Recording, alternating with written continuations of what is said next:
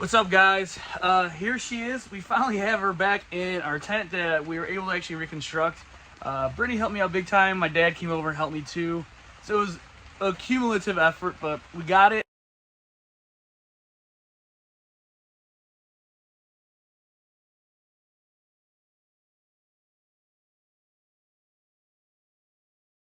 This is an interesting one. I'm actually kind of excited to see what happens. The past 8 or 9 we've gotten have been all clutch jobs. They come back with a clutch A or clutch B stuck engaged, so kind of right away you know. But this one is a P0805, which is position circuit sensor A. I'll show the exact code here.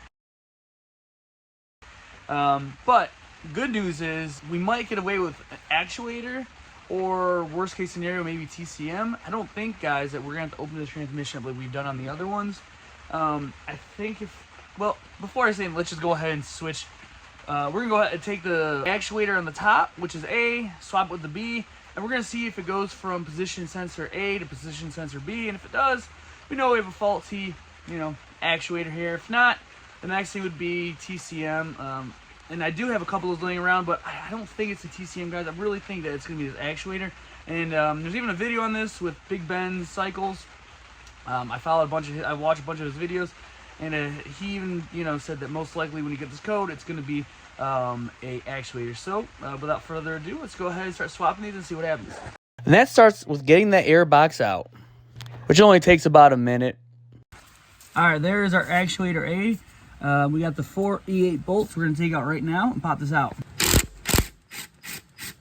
You kind of just got to push these coolant hoses to the side and you can get to it.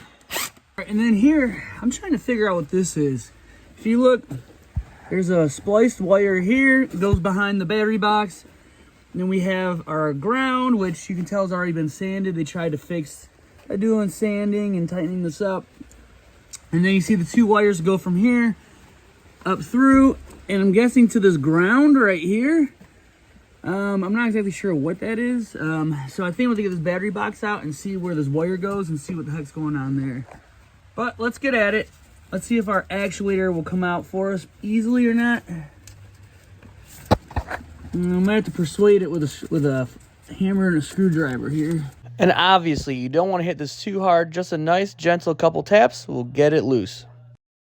All right, and actuator is now out. Just gotta go ahead and plug it. Yeah, let's swap them. All right, guys, here is, oh boy.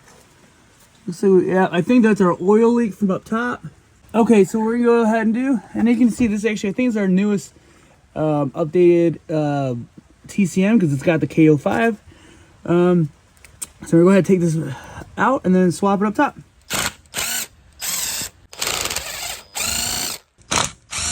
Okay, this one came out a lot easier than the top one. I didn't have to persuade it with the flathead and the hammer. It came right out. So let's just get it out and get it up top and see what happens. Okay, so what we want to do now is we have our bottom actuator at the top of the car. We're going to go ahead, stick it in just like that. Okay. And then we're going to close that.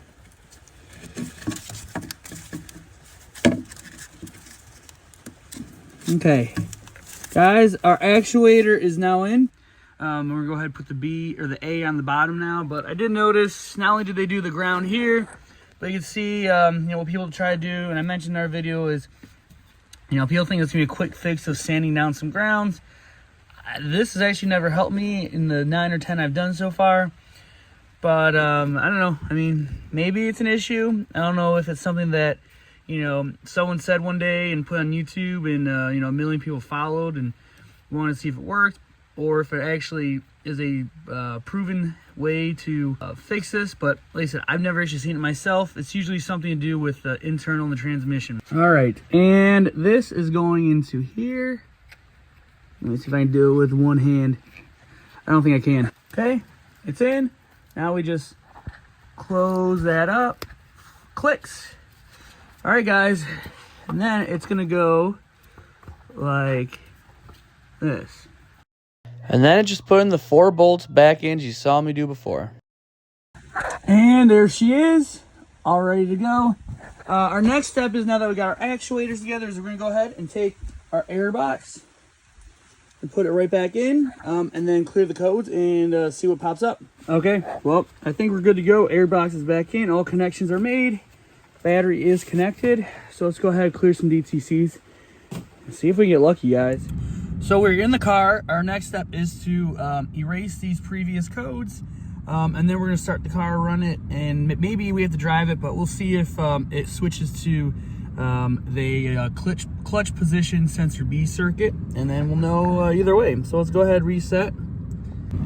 Okay guys, look, it did actually switch us over to P807B, which is our clutch position sensor B. So guys, I think if we take one of our actuators from the bench over there and swap it in, I think we got a good shot at fixing this. We got the car jacked back up so we get to the bottom.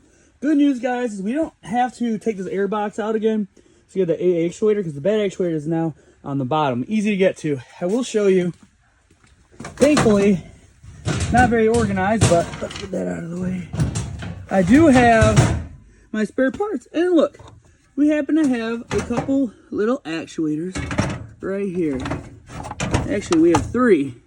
So we're pretty well stocked, guys. This one seems to be the newest. All right, let's go ahead and put this bad boy in. We got all the bolts out. Let's go ahead and take this out and unclip this. Say goodbye to our old friend. Bye, old friend. And we are seriously so close to seeing if this actuator is really going to fix our transmission problem. Well, everything on the bottom is done with the actuator, so it's now time to go up top and start her up. All right, guys, this is the moment of truth. Can we really fix a Ford Focus transmission with just swapping out a actuator? I've never done it before, but we'll see. Okay, so no engine light right now. It did come on like the first try last time. So let's turn it off. Oh no, guys. You know what? I think it's this battery over here. Yep. See? There we go.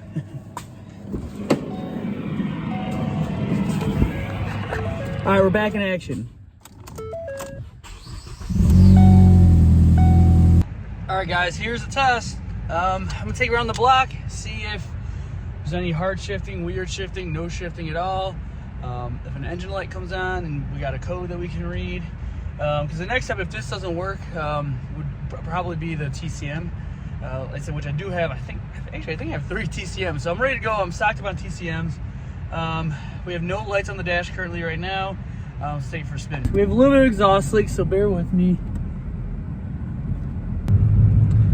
It seems to be shifting okay. Yeah, it doesn't seem too bad.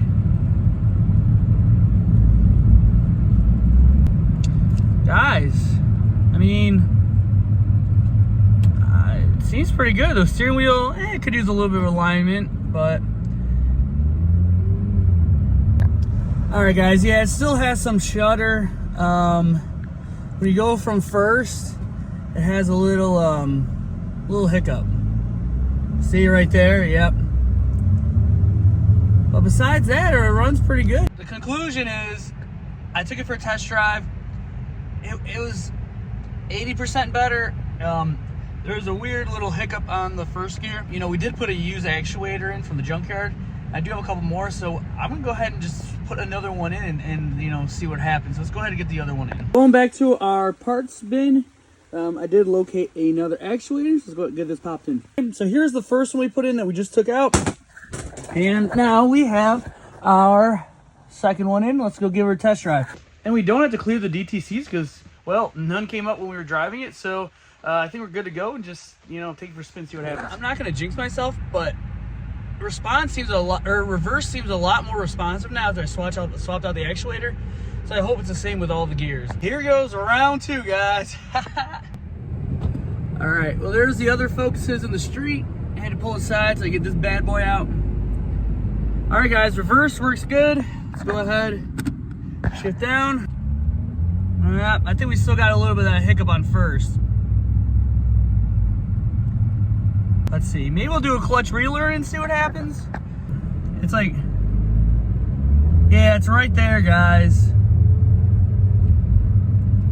But it feels pretty good besides that. So I think what it's time for now is a clutch relearn. Since we swapped the new actuators, we are back in forescan. Let's select clutch adaptive relearn. And you guys have definitely seen me do this procedure before, so I'm gonna go ahead and just speed it up. So we're on shaft A. Now we're on gear shift on shaft B. And a lot of times this is where the clutch relearn would fail. Guys, it passed the test. Whoa. Wow, you usually get caught up. I always get caught up on shaft B, but the fact that the clutch learned, that's a good sign, guys. I'm very shocked because all I did was put an actuator in and the clutch adaptive relearn test passed. And usually I never get that to pass unless I do a clutch job. So this is a first for me.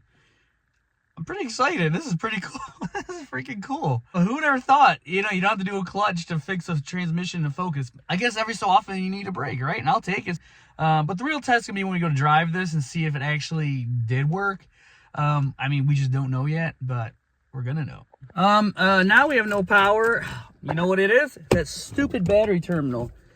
All right, we gotta fix that, guys, for sure.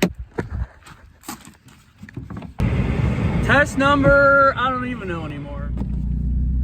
Is first gonna work good? Guys, we had a good shift on first. Guys, this thing is shifting good. No way. All right, let's try first again.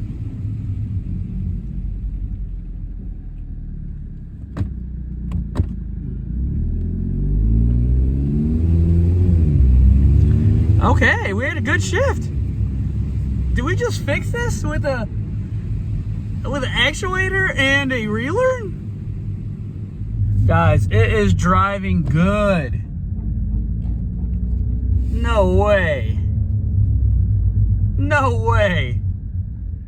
We, I guess, don't have to put a clutch in this car. We fixed the transmission with that actuator. I'm happy to say we drove it around. It works good, especially with the adaptive relearn.